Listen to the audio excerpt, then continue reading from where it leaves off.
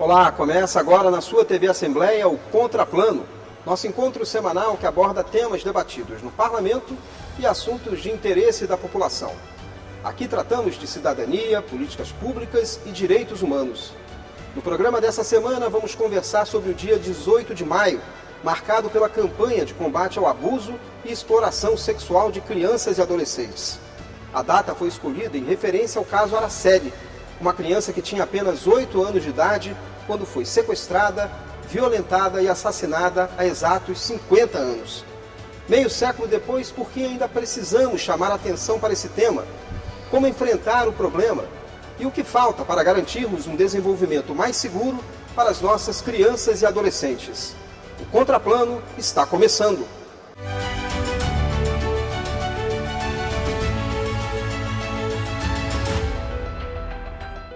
Para construir o programa de hoje com a gente, recebemos o promotor de justiça e coordenador do Centro de Apoio Operacional de Infância e Juventude, Gleudson Malheiros, a psicóloga e diretora do Instituto de Perícias para Crianças e Adolescentes, Simone Miranda, e a especialista em proteção e desenvolvimento infantil pela Plan International Brasil, Jéssica Silveira.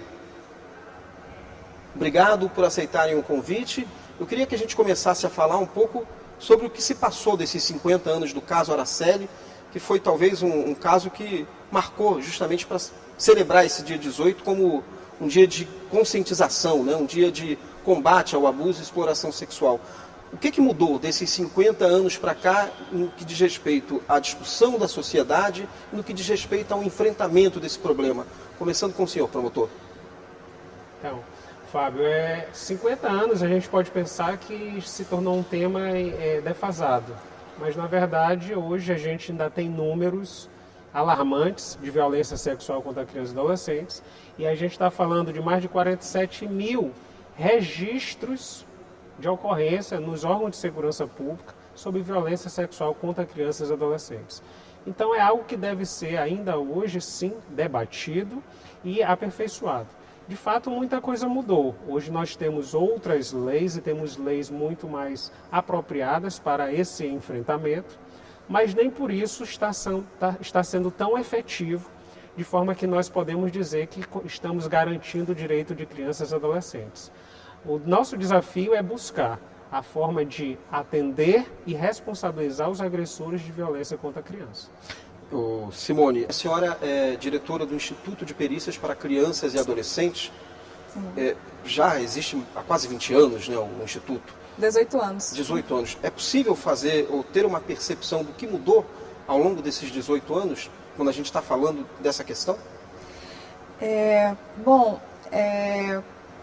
Mudou o conhecimento em relação à instituição, né, o acesso à política pública no eixo da defesa e responsabilização.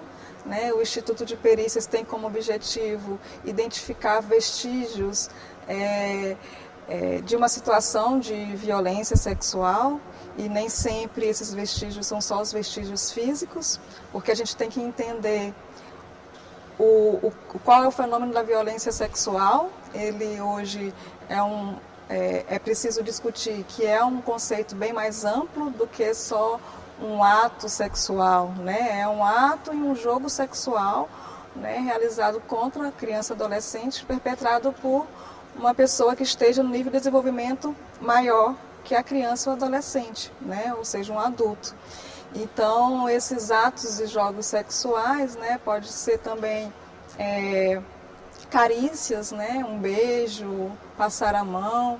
Então, no Instituto de Perícias, a novidade foi acrescentar a perícia psicológica e social, né, das pessoas entenderem que para dizer que houve uma violência sexual não está ligado a uma relação sexual, a conjunção sexual, né? Uma conjunção carnal, que diga.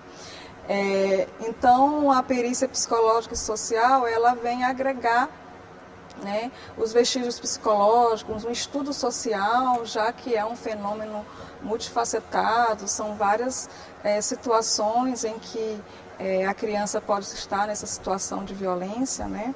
Então, é uma forma de materializar né, o crime contra a criança e A adolescente. senhora acredita que nesse período que já existe o Instituto, mais casos chegaram, o conhecimento está mais disseminado entre as pessoas, de alguma forma é possível observar alguma mudança daquele momento em que foi concebido e que foi criado o Instituto para hoje? Ainda precisa ser divulgado, porque algumas pessoas desconhecem o Instituto de Perícia, mas a gente vê na estatística o quanto esses casos vêm aumentando, né?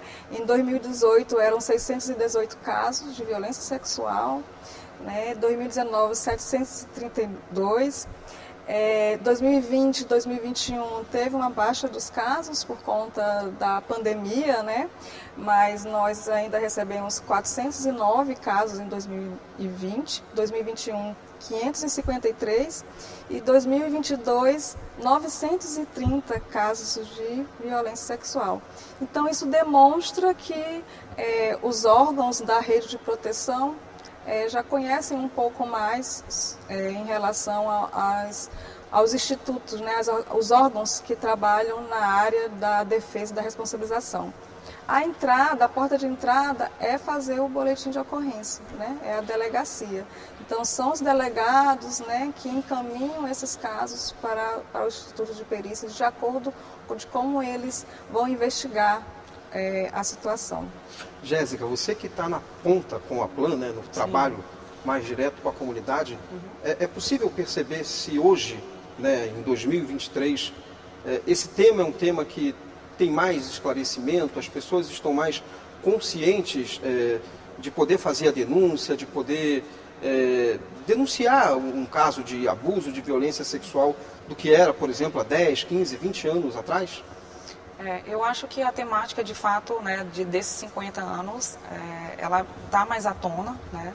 Contudo, os dados não nos deixam, né, sair da realidade, né? A gente vê o Brasil hoje ocupando o segundo lugar no mundo de casos de violência sexual contra crianças e adolescentes. O segundo, ele só perde para a Tailândia. Então, ainda há muito o que se fazer, contudo, a gente avançou bastante, né? Tiveram muitas leis, né, que foram leis que beneficiam, que olham a criança, que pautam os direitos humanos da criança e do adolescente. Vendo um pouco também, né, da nossa atuação na ponta, o desenvolvimento, criação de novas metodologias, né, para trabalhar a questão da autoproteção, que antes também não era pautada, a criança ela não participava da própria proteção. Claro que a gente ressalta muito que a responsabilidade é da pessoa adulta, mas é importante que aquela criança e aquele adolescente possa participar da sua própria proteção. Então, fora isso também, o trabalho de sensibilização com as famílias, com a comunidade, com o sistema de garantia de direitos. Então, a gente não pode deixar de desmerecer esse avanço, né, com relação a esse trabalho, né, do sistema de garantia de direitos, da sociedade civil como um todo. Wilson, a gente está falando em dois tipos de violência aqui, né? Quando a gente fala no abuso e na exploração sexual. Para que o nosso telespectador possa entender que diferenças existem entre o abuso e a exploração sexual. A Simone até já deu uma iniciada em relação a isso. O abuso, ele é aquele contato sexual com a criança que é trazido por uma pessoa que tem um adulto em relação a uma criança, então tem uma posição aí de hierarquia de poder em relação a isso. E o objetivo é o contato sexual.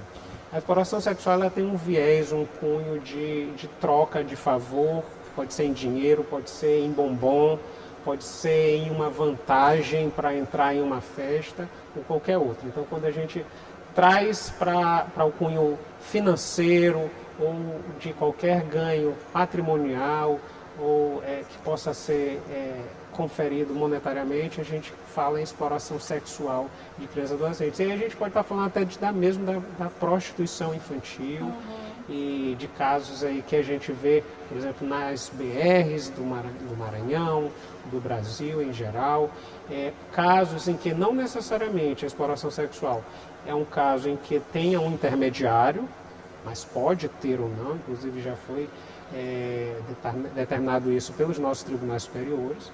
E o abuso sexual pode ser todo tipo de relação que tem esse objetivo sexual com uma criança ou adolescente que tem essa diferença de poder para exploração desse potencial.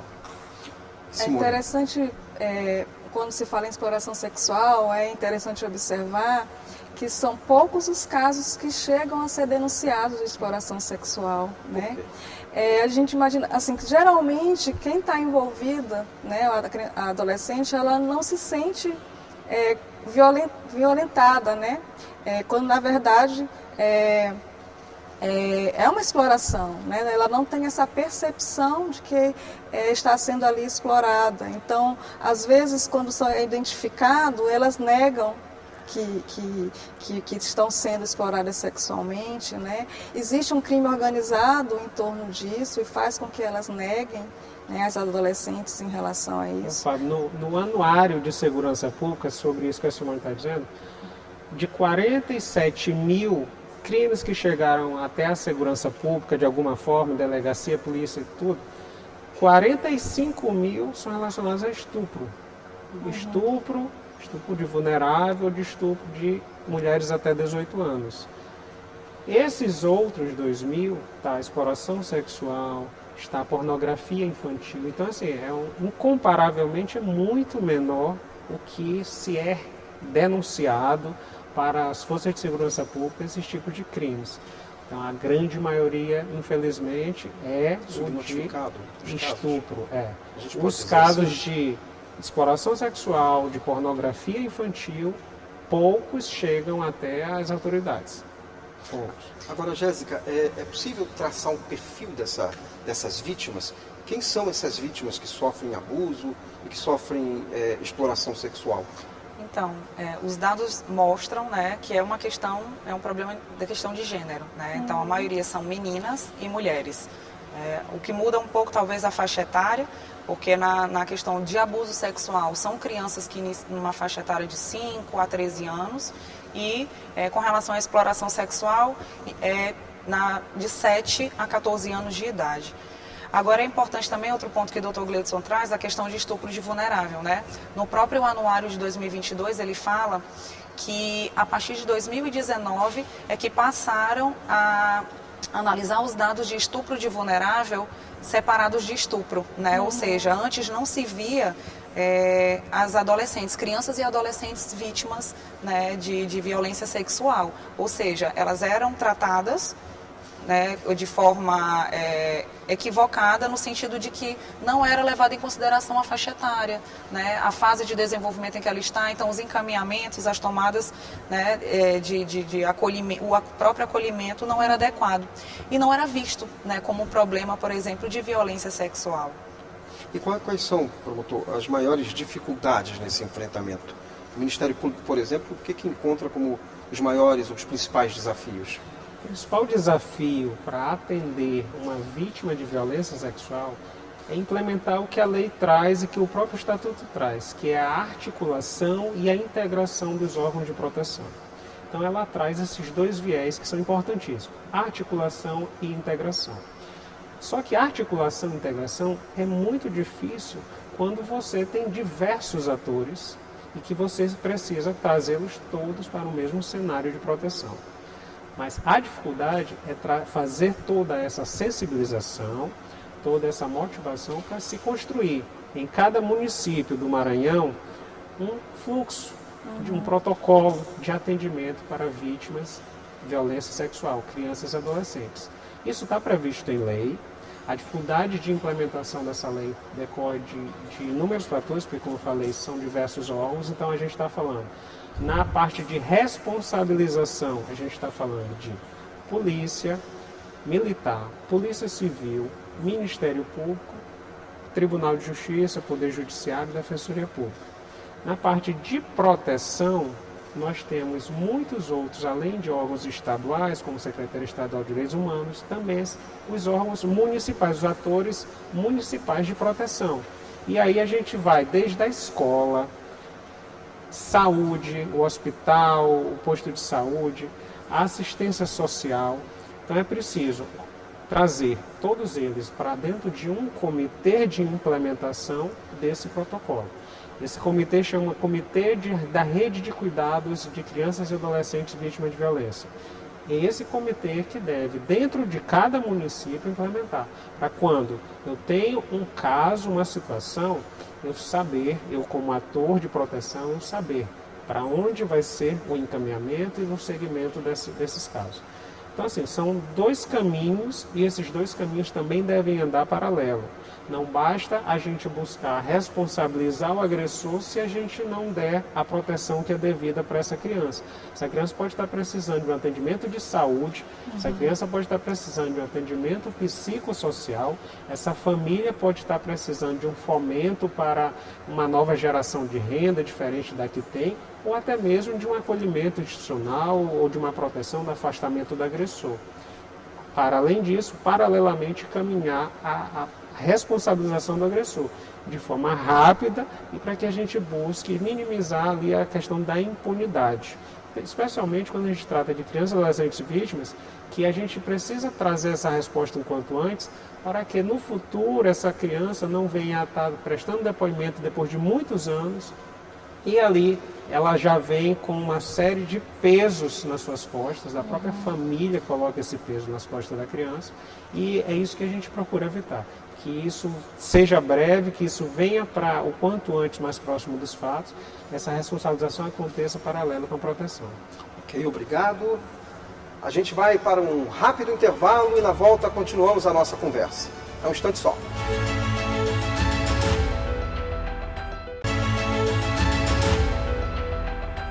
O Contraplano está de volta pela sua TV Assembleia. No programa de hoje, estamos conversando sobre o combate ao abuso e violência de crianças e adolescentes.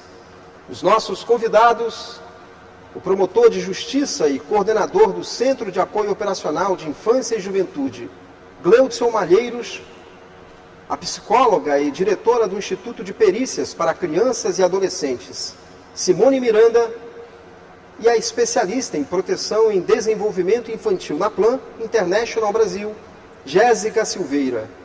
Bom, a gente terminou com o promotor, eu começo agora com a senhora, Simone, para falar um pouquinho de como é que se deu a criação desse instituto, né, que é uma ferramenta importante até dentro desse trabalho de combate ao abuso e exploração sexual, porque está interligado com um caso também, a gente falou do caso Araceli, mas tem um caso também que é muito marcante aqui no estado do Maranhão, que são dos meninos emasculados, que tem quase 30 anos, né?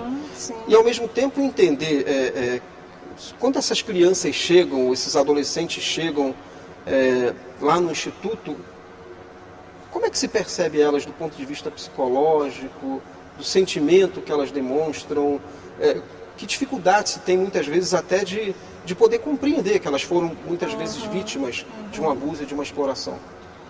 Bom, a criação do Instituto de Perícias, ela foi uma proposta da própria sociedade civil, né? A partir da identificação de vários casos de violência sexual, onde esses casos, eles, as vítimas, né, as meninas vítimas de violência tinham vergonha de falar, não tinham um lugar para falar sobre isso, denunciar onde, quem que pode coletar esses dados, quem que pode materializar as situações de violência sexual, principalmente quando não houve uso de força, quando não houve conjunção carnal. Se pensou, né, em criar um órgão, um instituto que fizesse essas perícias, e aí incluindo a perícia psicológica e social.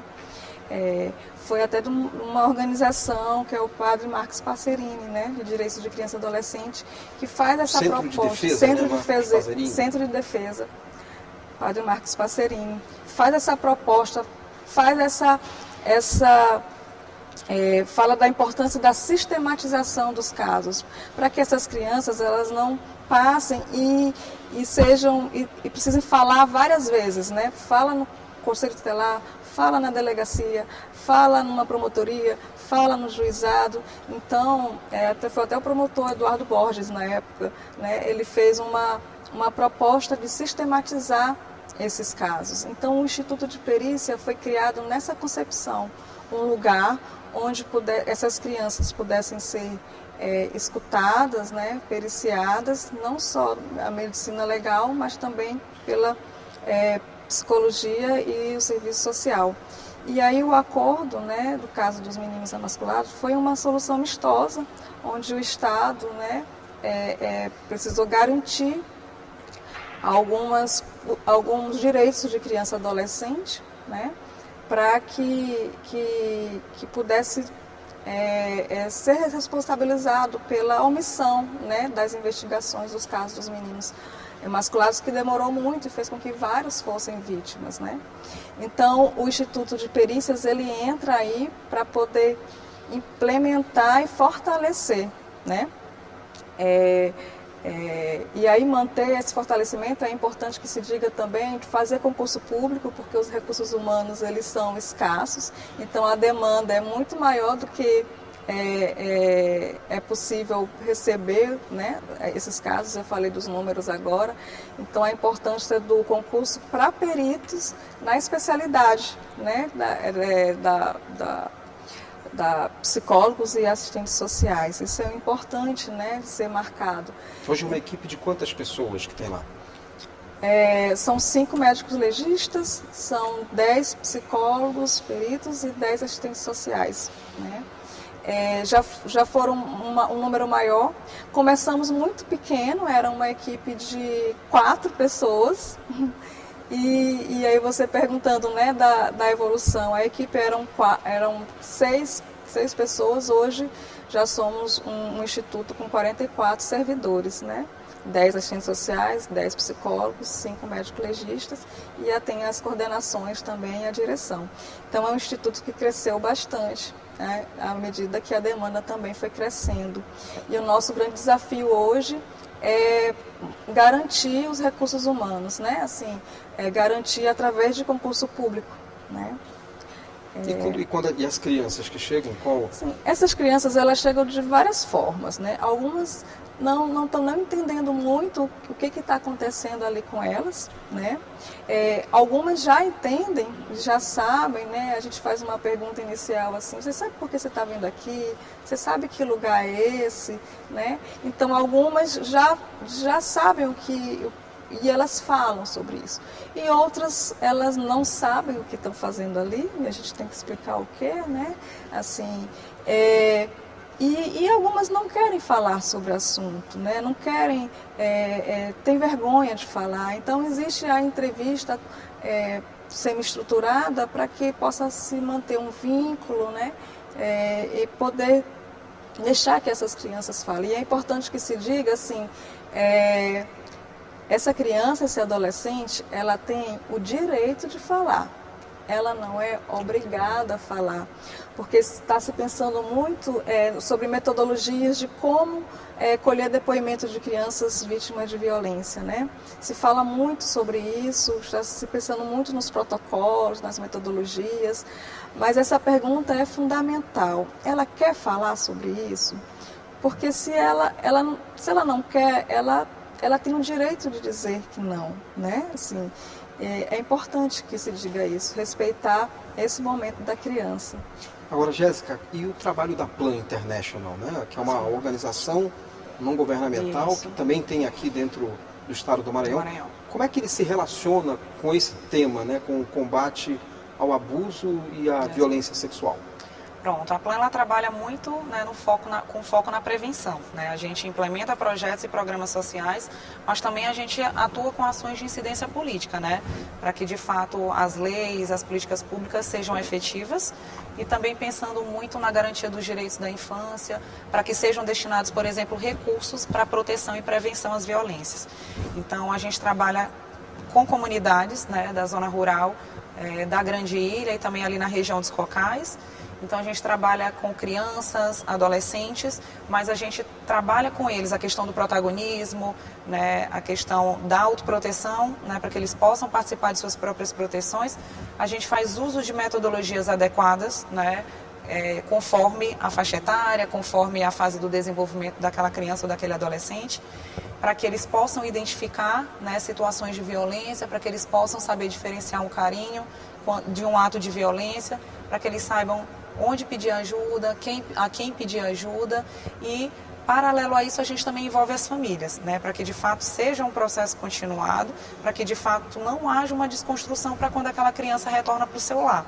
Então a gente trabalha muito também com os pais, mães, cuidadores e responsáveis dessas crianças, a importância da educação positiva, a importância de se denunciar, de se buscar ajuda e de estar atenta também aos sinais, né, ouvir os filhos, de estar atento aos sinais que essas crianças e esses adolescentes também podem demonstrar. Mudança de comportamento, né, hábitos, né, e então que eles fiquem atentos também a isso, a esses sinais que podem dar respostas de que eles precisam pedir ajuda.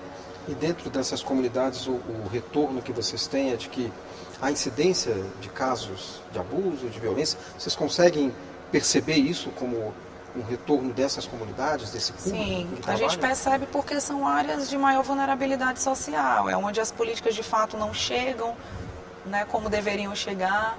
Então, tem muitas situações, sim, né? A gente sabe também que tem as questões sociais, tem as questões, né, de desemprego, de falta de acesso, mães que passam o dia fora. Então, tem toda uma questão, né, que de fato é propício e deixa as crianças e adolescentes mais vulneráveis. Então, daí a importância do nosso trabalho em empoderar essas crianças e esses adolescentes e também, né, a família, como eu disse, mas também a gente tem um trabalho muito forte com o fortalecimento de capacidades dos profissionais, né? Pensando muito também num serviço, na oferta de um serviço que seja amigável, que seja acolhedor e humanizado para aquela criança ou adolescente que seja vítima de violência. Contudo, a Plan ela não faz um acompanhamento psicossocial, né? Então isso a gente atua em parceria, a gente também segue os protocolos e a gente faz um encaminhamento aos órgãos competentes, para que de fato aquela criança, aquele adolescente receba o atendimento necessário. É importante também destacar para as famílias nesse ponto que o agressor, esse abusador, não é uma figura de um monstro, de alguém tão diferente, não. Em mais de 80% dos casos, aí falando 83%, 82%, 84%, são pessoas conhecidas da família. E ou ocorre ou dentro da família. família. Então ela ocorre ou dentro da família, num ambiente que a criança já convive. Então a gente não está falando de algo que é surreal, que pegou A gente está falando de uma grande maioria de casos esmagadores, de casos em que essa pessoa ela ganha a confiança da criança e ela abusa sexualmente da criança, das diversas formas, com contato ou sem contato, certo? E aí ela passa a usar de chantagens, de ameaças, para que aquela criança não se manifeste, não fale sobre aqueles abusos. E eles conseguem, na grande maioria dos casos, permanecer por um longo tempo sem a criança falar daquelas situações. Então, estamos falando de casos que ocorrem dentro da família ou dentro do convívio familiar, de vizinho, de parente, de tio, de pessoas próximas da criança. Eu ia até perguntar sobre o trabalho do CAOP, mas vou deixar mais para o outro bloco para continuar nisso. E como é que a pessoa pode identificar? Como é que aquela mãe, aquela avó, o pai pode identificar que a criança está sendo vítima da violência? São muitos sinais que uma criança pode dar. Além dos sinais físicos, que obviamente a criança pode apresentar algum tipo de secreção, algum tipo de lesão, alguma coisa. DSTs. Tem especialmente a mudança comportamental. Isso. A mudança do comportamento. Então, especialmente professores, especialmente pais, pessoas que são próximas da criança, é preciso perceber as mudanças comportamentais. Então, a criança vai ficar mais retraída, a criança vai mudar um comportamento, vai passar a tirar notas baixas, ela vai adotar algum tipo de comportamento, porque não é voluntário esse comportamento. A Simone até pode falar melhor que eu, não é voluntário, é algo que é relacionado realmente àquela violência psicológica que ela sofre. Então ela pode, a partir dali, Simone, às vezes tem... É o que a gente chama do pacto do silêncio, né? Você falou que esse ciclo da violência ele pode perdurar por muito tempo, né? Porque existe um pacto do silêncio que é isso, através das ameaças, considerando que pode ser um tio, um pai, um avô, você fica com medo de falar sobre isso. Esse mês é um mês onde as escolas, a comunidade fala muito sobre isso. Então é muito comum que uma criança na escola, ela escute aquela palestra, aquela oficina, aí ela se dê conta de que ela está sendo vítima de uma situação de abuso. E ela pode encontrar ali pessoas que ela pode se sentir confiança e protegida, que são professores, diretores de escola, né? Alguma pessoa de referente da comunidade, de referência na comunidade. Então, o mês de maio é um mês em que lá no Instituto de Perícia os casos aumentam bastante por conta das campanhas. Das denúncias. As denúncias aumentam, né? E aí os equipamentos, os órgãos públicos precisam estar preparados para recebê-las, porque a cada ano essas campanhas estão recebendo um volume maior, né, chegando mais na comunidade. A gente está hoje aqui num programa de TV, né, cada vez mais, e a gente precisa dessa retaguarda, né, acompanhar esse movimento de sensibilização, né, em relação a isso. A senhora é psicóloga também, Sim. né, Simone? Como é que supera um trauma desse, né? A gente está falando de crianças e adolescentes. Do ponto de vista de... o ideal é a prevenção, mas esses casos que já aconteceram, como é que elas podem superar esse trauma que talvez carreguem para o resto da vida? Isso vai depender muito também da rede de proteção que ela tem, né? De como que a família vai acolher isso, né? Como que a comunidade também vai acolher isso. É importante dizer, porque às vezes, quando um caso é revelado, os efeitos que isso traz em torno disso, se não bem conduzido, pode ser ainda maior do que a própria violência, no sentido de que mais uma violência, no sentido de que se for na escola, aí todo mundo fica sabendo, aí a comunidade toda fica sabendo. Então essa rede de proteção, como que a família vai lidar com isso, vai ajudar nessa superação, vamos dizer assim. É um suporte, além de encaminhar para um trabalho, né, psicológico, um tratamento psicológico, onde ela vai poder falar sobre isso, né, e se reposicionar em relação a isso, poder falar e fazer encontrar recursos para lidar com isso, né? É um lugar que ela pode ser escutada, né? É um suporte, vamos dizer assim. Ok, obrigado. Vamos para mais um intervalo e voltamos daqui a pouco com o último bloco do Contraplano. É um instante só.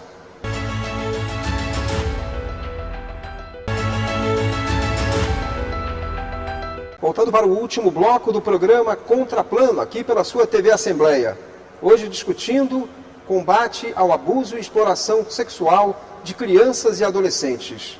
Estamos recebendo o promotor de justiça Gleudson Malheiros, a diretora do Instituto de Perícias para Crianças e Adolescentes, Simone Miranda, e a especialista em proteção em desenvolvimento infantil pela Plan International Brasil, Jéssica Silveira.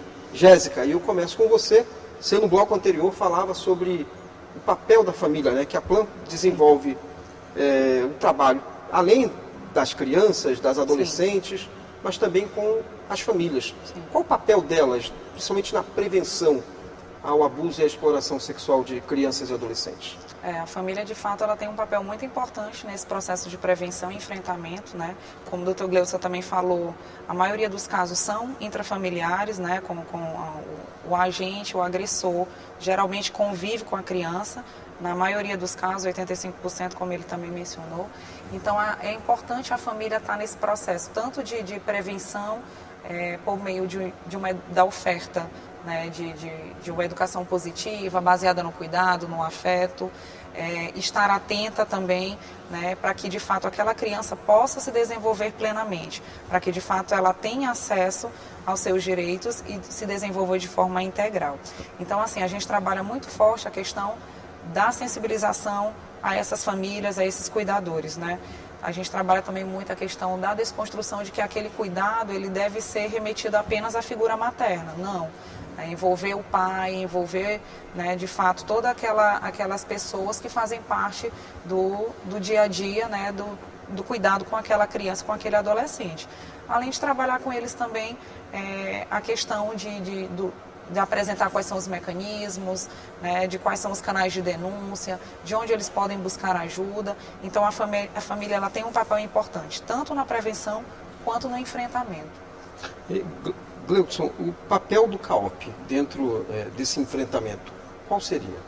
Então, vamos falar primeiro do Ministério Público. O Ministério Público ele tem pelo menos aí 3 frentes de batalha: prevenção, atendimento das vítimas, a forma de proteção dessas vítimas e a responsabilização dos agressores. O Ministério Público tem essa atuação nessas 3 frentes. Na prevenção, a gente mesmo agora está vivendo um momento do mês de maio que é da sensibilização da sociedade para o enfrentamento à violência sexual contra a criança e adolescente. E aí o Ministério Público, com o apoio do CAOP da Infância e Juventude, que é o Centro de Apoio Operacional da Infância e Juventude, dissemina junto a todos os promotores no estado do Maranhão essa sensibilização através dessas campanhas. Então, durante o mês de maio, os promotores de justiça participam das atividades nos seus municípios relacionadas à campanha. Estamos falando de panfletagem, de caminhada, de palestras em escolas, de reuniões de rede, enfim, as atividades que são previstas de mobilização da sociedade. A prevenção é o momento da campanha do 18 de maio de mobilizar a sociedade. A sociedade passar a enxergar aquilo ali como algo importante e perceber os mecanismos que existem trabalhando em favor daquelas pessoas, dessas crianças e adolescentes. Além disso, temos a questão da proteção e da responsabilização dos agressores. Nós estamos trabalhando hoje no Centro de Apoio da Infância e Juventude com 14 projetos pilotos de implantação da Lei 13.431, que também é chamada de Lei da Escuta Protegida, que é a forma que a lei determina como é que se deve atender vítimas de violência. E aí inclui a violência sexual, crianças ou adolescentes vítimas de violência. A gente está trabalhando nessa implementação dessa lei, porque o Ministério Público acha que é fundamental importância a gente ter efetivamente a implantação de modelos de atendimento nos municípios para crianças e adolescentes, certo? E essa lei ela também dialoga com a parte criminal de responsabilizar os agressores. Por quê? Porque lá também consta a parte do depoimento especial. E uma das ferramentas que a gente está buscando implementar, especialmente, a gente já está falando dos promotores criminais, que às vezes uma cidade às vezes tem um promotor da infância e um promotor criminal. Às vezes é só um para tudo. Mas quando a gente tem um promotor criminal, a gente está falando ali de um promotor que vai buscar a produção antecipada de prova, que é um mecanismo que está previsto na lei, e o depoimento especial na forma como é previsto em lei.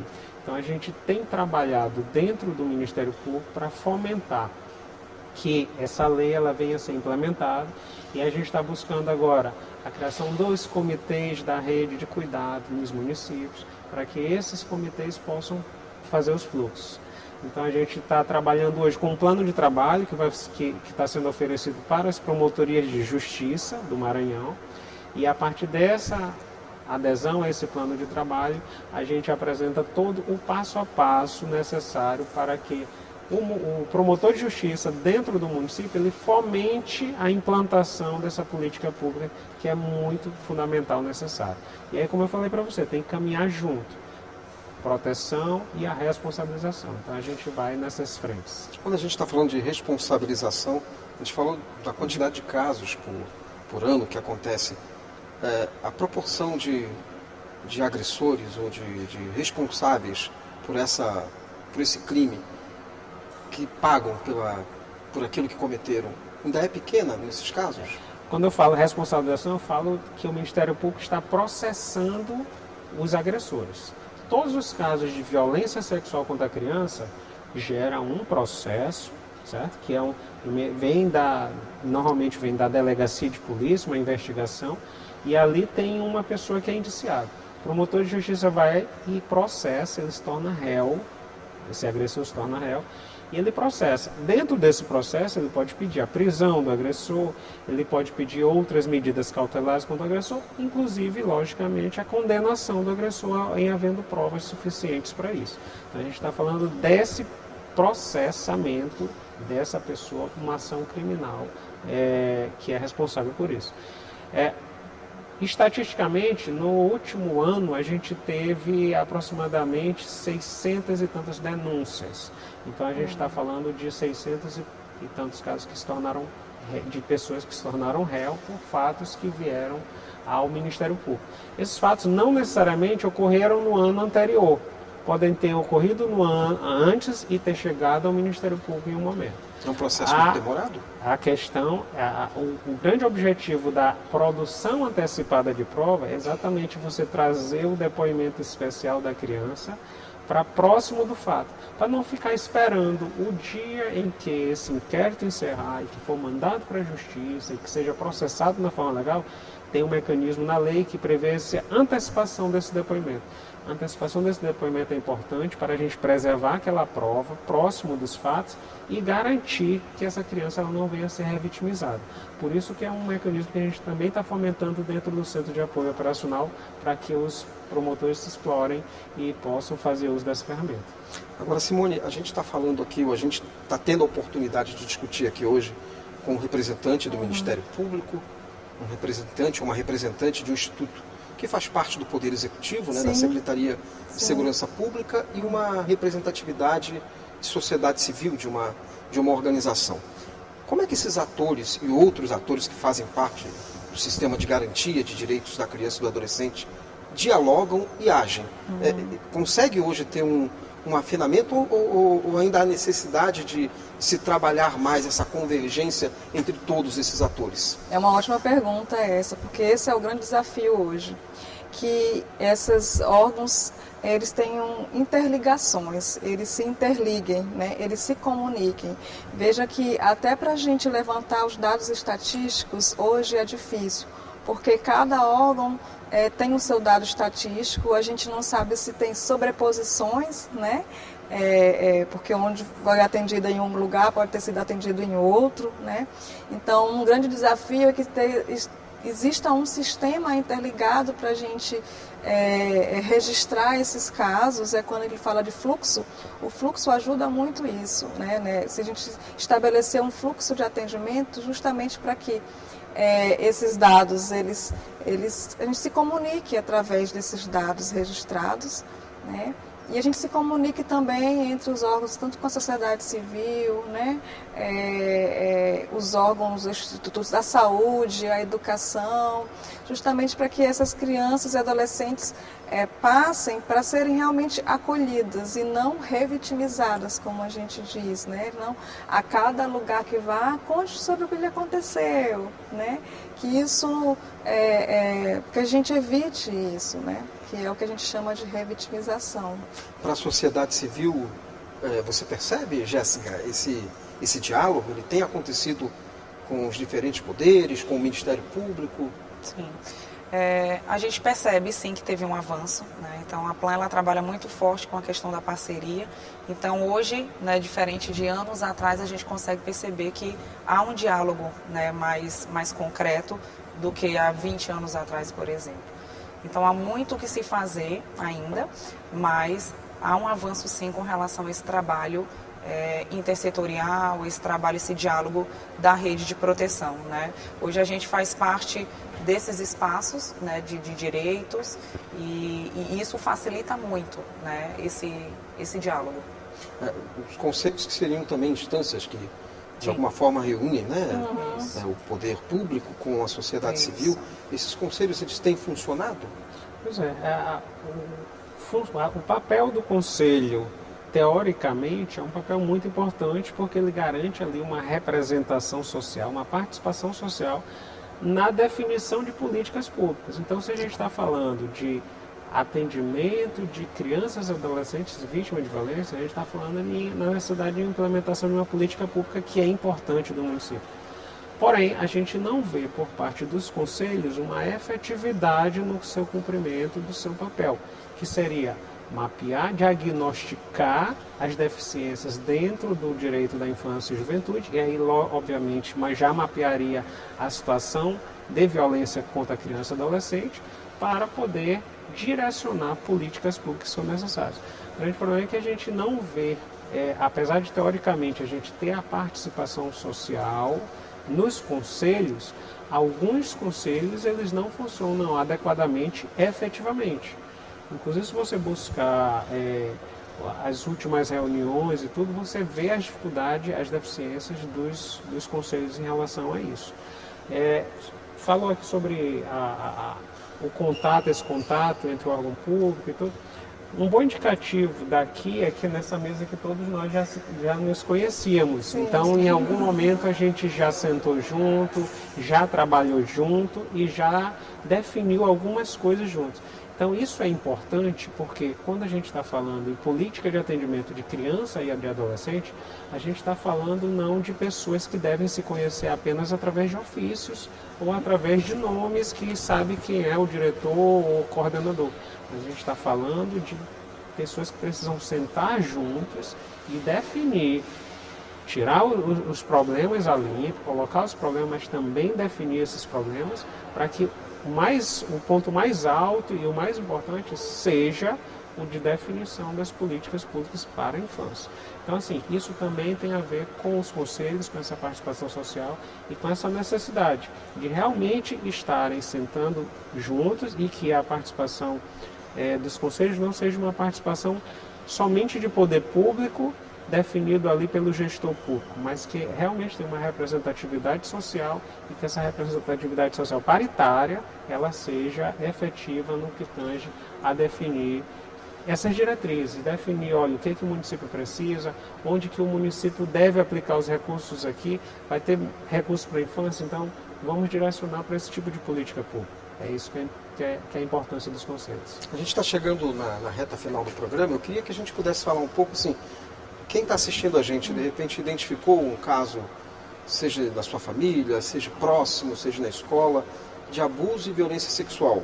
Como fazer a denúncia? Qual o procedimento, qual o caminho que ele precisa percorrer? Quem se sente à vontade para poder explicar esse... Bom, eu acho que um canal de comunicação anônimo e que é muito utilizado pela população e já bastante conhecido, e por isso a gente acaba ressaltando ele, é o Disque 100. Ou seja, você disca 100 no seu telefone, liga gratuitamente, de forma anônima, e 24 horas por dia, e ele cai numa central no Ministério de Direitos Humanos e Cidadania, onde essa central ela colhe as informações, os elementos que são necessários. Esses elementos não necessariamente de tudo, mas que possa se identificar. Uma criança que se chama com esse nome, com idade aproximada de tantos anos, que mora na rua X, que tem um portão de amarelo. Quanto mais informações, né? Quanto mais informações, mesmo que não sejam informações tão precisas, mas que sejam informações que possam identificar. Facilitar. Uma casa com portão amarelo na rua X, com a criança com tal idade. São elementos que são importantes, que qualquer pessoa pode fazer, qualquer cidadão pode fazer esse tipo de denúncia. E essa denúncia, ela vem de lá do Ministério de Direitos Humanos e Cidadania, e ela vai ingressar no seu município, no órgão de proteção. Nesse órgão que a gente tanto falou de órgão de proteção. Então ele entra pelo Conselho Tutelar, certo? E a partir dali se vai verificar a existência, obviamente, primeiro dessa situação, certo? Para que se possa deflagrar aí tanto esses procedimentos todos de responsabilização. Então, assim, é um dos canais mais utilizados. Mas, se você quiser procurar o Ministério Público, você pode procurar a promotoria do seu município, você pode procurar o Conselho Tutelar do seu município, ou a ouvidoria do Ministério Público. Você entrando no site do Ministério Público Maranhão, você também, dentro da ouvidoria, você pode fazer esse tipo de denúncia, assim como de outras denúncias de violações que o Ministério Público possa assegurar um direito que está violado. A gente também só complementando essa fala do Dr. Gleudson, que além desses principais canais de denúncia, como a gente trabalha muito com criança e adolescente diretamente, a gente também sempre aconselha buscar ou a escola, né, ou às vezes a pessoa de plan, que eles também sentem confiança, a plan está sempre na comunidade, ou o espaço de um CRAS ou um CREAS, que não é nem sempre a porta de entrada, mas são espaços que a gente considera para eles como espaços comunitários seguros, né, porque eles ficam mais próximos das residências. Então, que eles possam também confiar, além, né, do Disque 100, além do Conselho Tutelar. E a Delegacia de Proteção à Criança e Adolescente, onde lá faz o boletim de ocorrência, né? E aí caminhado para fazer as perícias a partir daí. e iniciar o inquérito policial. A gente tinha outros pontos para conversar, até sobre o papel da escola, né? Que eu penso que também, assim como a família a escola deveria também tem. ou deve ter, né? Não sei de que forma vocês avaliam isso. Talvez rapidamente a gente pudesse falar, Jéssica, sobre a escola ela tem um papel bem importante também nessa questão da identificação e nos encaminhamentos, né? Inclusive a gente está trabalhando junto à rede municipal de educação aqui do Maranhão, né? Pensando na Grande Ilha, a região dos Cocais, na elaboração de uma política de proteção infantil, né? Associada, né? Que ela vai ser alinhada ao protocolo para que de fato a rede municipal, as escolas ofereçam um espaço seguro, que saibam aonde reportar, né, situações, como identificar situações de violência e garantir que aquele espaço da escola seja um espaço seguro. Hoje a escola é um dos principais canais de denúncia, né? De fato são as professoras, os professores que estão ali no dia a dia com aquela criança, com aquele adolescente. Então a escola tem um papel primordial nesse processo de enfrentamento. Bom, queria agradecer a presença de vocês aqui no dia de hoje. Espero que tenha sido esclarecedor para você que está nos assistindo. Chegamos ao fim do programa. Você pode assistir a reprise dessa edição em nossa programação ou em nosso canal do YouTube. Até a próxima semana com mais um Contraplano.